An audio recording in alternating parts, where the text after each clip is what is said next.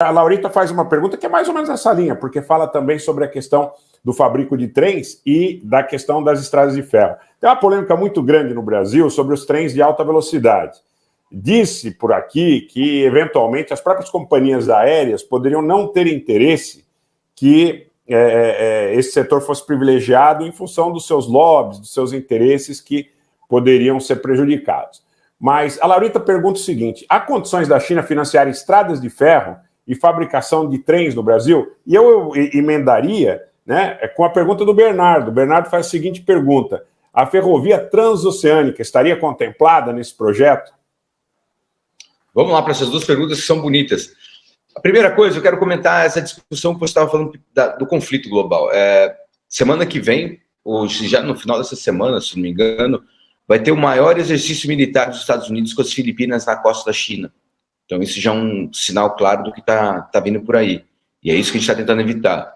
Com relação à questão dos trens, existe já discussões, já existe propostas pré-estabelecidas com relação aos trens na China para o Brasil. Acredito que justamente o desafio tem sido a dinâmica interna brasileira. O Brasil tem a sua dinâmica, eu acho que bem citado. Eu não penso muito que o desafio seja as empresas aéreas, porque as empresas aéreas em todo mundo operam realmente numa margem muito curta ali, e é muito duro mesmo, e precisa de subsídio, precisa de apoio, porque eu vejo até a Singapore Airlines, que é um bom exemplo, uma empresa que você pode dar uma estudada, você vai ver que uma empresa estatal que opera com a margem mínima perfeita é uma excelente empresa, mas o setor aéreo tem um custo muito elevado. Acho que o desafio maior brasileiro para receber o trem bala não vem muito do que é a dinâmica da relação com a China. A China está aberta a fazer esse processo. É a dinâmica interna. Toda nossa malha de transporte urbano,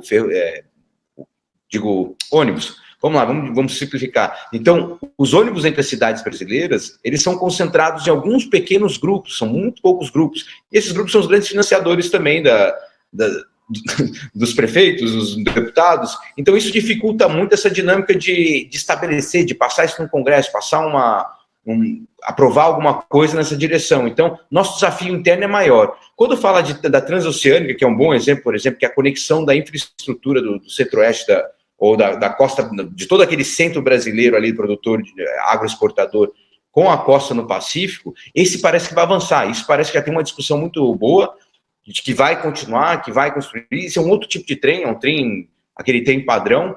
E aí eu venho com a minha crítica também. Esse tem sido o nosso grande problema, porque nós estamos só importando essa tecnologia. Para poder ter uma autonomia, para isso poder realmente ser uma mola propulsora do desenvolvimento, nós precisamos desenvolver a recepção dessa tecnologia. E como é que você vai fazer isso? Primeiro, desenvolver uma gama de especialistas, né? Então a gente precisa investir muito nessa área de formar profissionais capacitados para receber essas diferentes tecnologias, porque um trem-bala você não vem só instala e acabou e está pronto, vamos rodar. Não, você precisa realmente de um corpo técnico muito elevado. A questão de construir só uma malha férrea para poder fazer o transporte logístico, esse sim eu acho que vai avançar, isso vai ser muito fácil de consolidar, acho que vem muito investimento nesse setor, e vamos aguardar aí os anúncios, né? Claro, inclusive porque isso pode facilitar, inclusive desonerar a nível de custo, a nível de logística, a nível de celeridade do processo, a própria exportação de commodities brasileiros que são muito demandados na China. A questão da soja, a questão, por exemplo, do setor sucroalcooleiro, enfim, tem muita coisa aí que depende dessa construção